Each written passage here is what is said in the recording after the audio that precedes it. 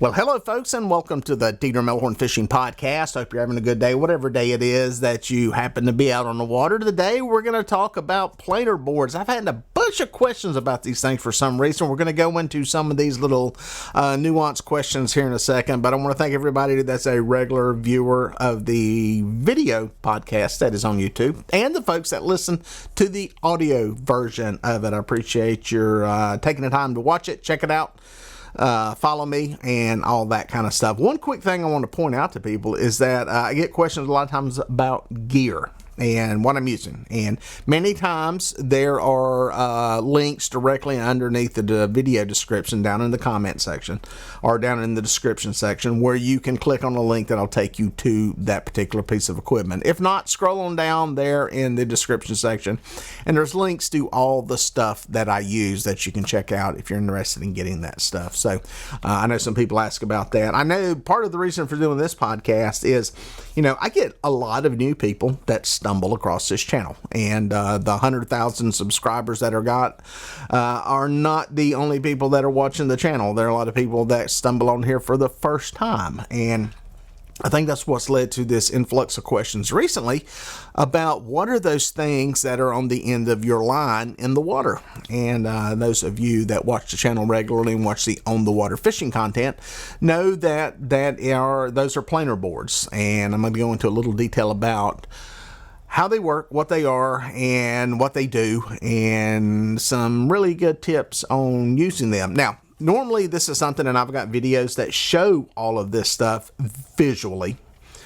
So this podcast will be more of a description of what is happening and why I do it versus actually showing you how to hook these things up. I've got videos on that. If I remember, I'm going to put a link down in the description that you can click on to see a video that shows you how to hook them up. Hooking them up, honestly, is the easy part. There's only one thing you can do wrong, and that's put it out on the wrong side of the boat. I explained that in the thing. You'll learn very quickly that that's on the wrong side of the boat.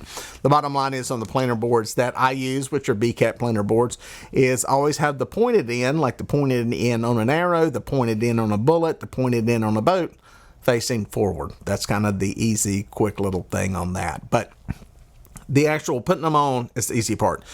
Understanding why we're doing what we're doing is probably a little more complicated, but any of you folks that have fished with me on a guide trip and been out there realize that, I hear it a lot. It's like, this is as easy as you say it is. And it is. Now, I will say this, that the first time you do it, you're going to have to figure out the system. You're going to have to figure out what works for you. And we're going to talk about some of the things that come into play here with the planer boards. But basically, a planer board is a float with a piece of metal, plastic, whatever, that comes off the bottom that acts like a rudder. It is like the rudder on a boat. It is like the skeg on an outboard motor. That basically when it gets turned one way, it puts water across it while it's moving, and it causes that board to go in one direction or the other. When you put them in the water initially, you're just feeding line out, and that allows a bunch of line to get out so it can swing way out away from the boat. And then once you knock it into gear, quit giving it line, add resistance and tension to that line, it goes tight, and it wants to go out away from the center line of the boat. It's very similar to, if you remember when you were a kid, you're riding down the road before we had air conditioning in every car. Your hand's out the window, and you would turn your hand, and it would feel like it's flying away from the car. Similar thing, except it's water causing the reaction there that's going on. The reason for a planer board, the reason that you use them is to increase the spread that you are covering in the water. Now, for you guys that can only use one fishing rod, you may want to fast forward to my next video. This does not really apply to you unless you got multiple people in the boat. But you're also probably wondering, if you're bank fishing, this doesn't apply to me. I'm going to talk about that here in a second.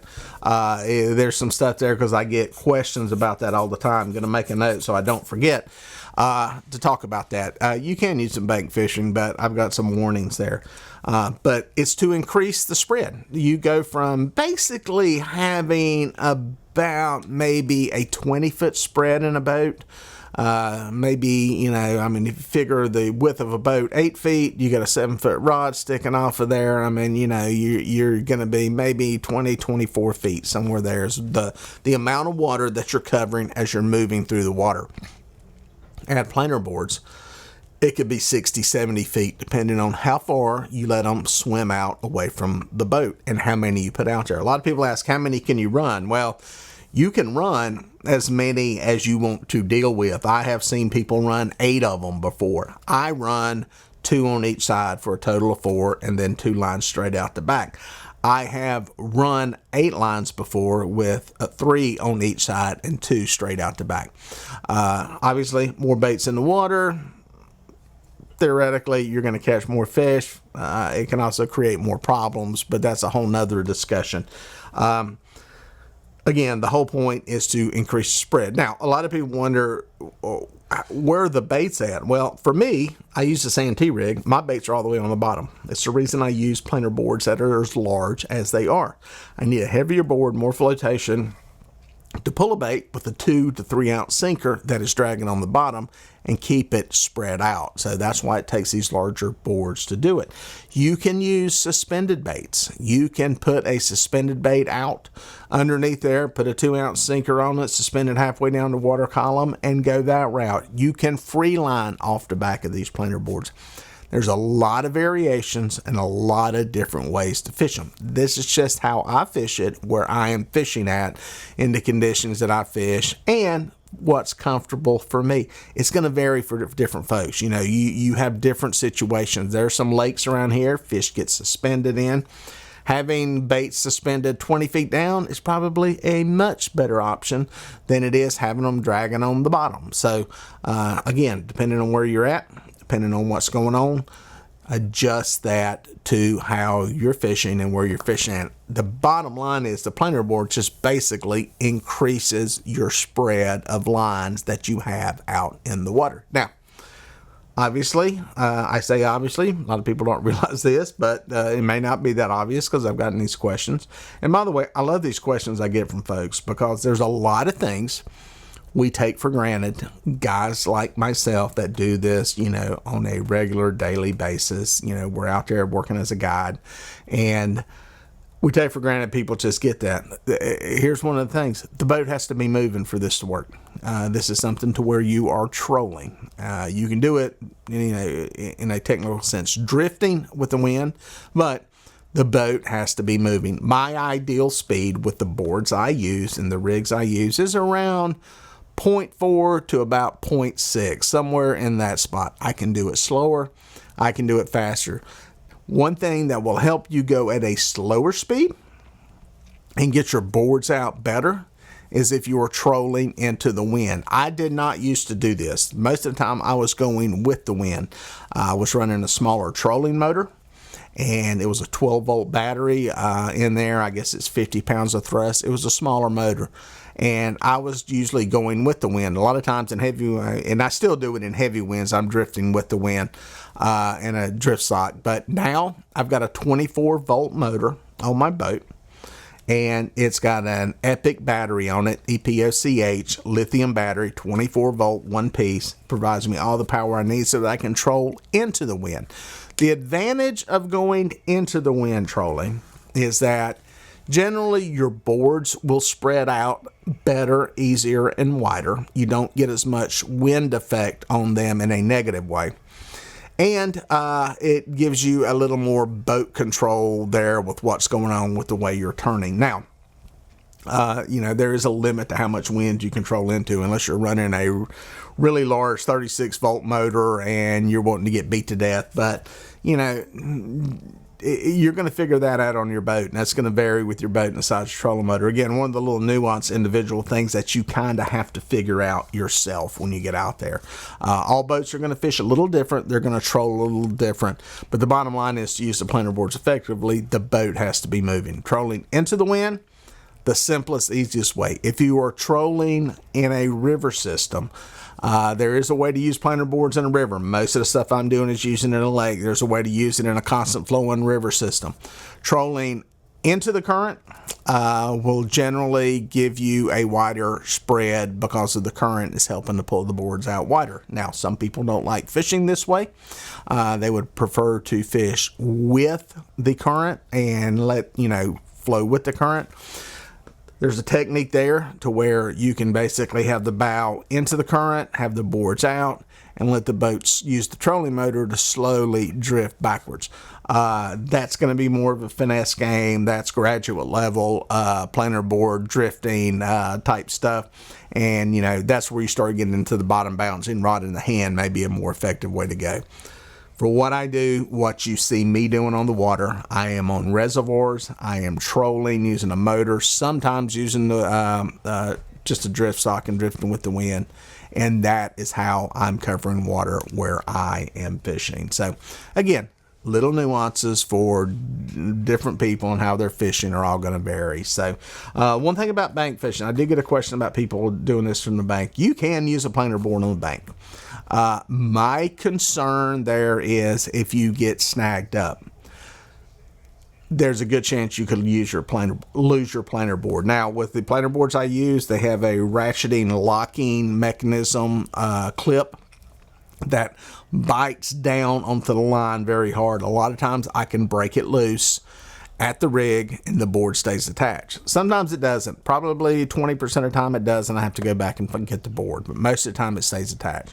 One thing you'll see on the clips, which is what is on the front, the traditional clips in the old days with planer boards that were used for walleye and striper, that type thing, had a little clip on it that is like a clothespin. And if you pull hard on it, the line will pull right out of it. By design, that was the plan.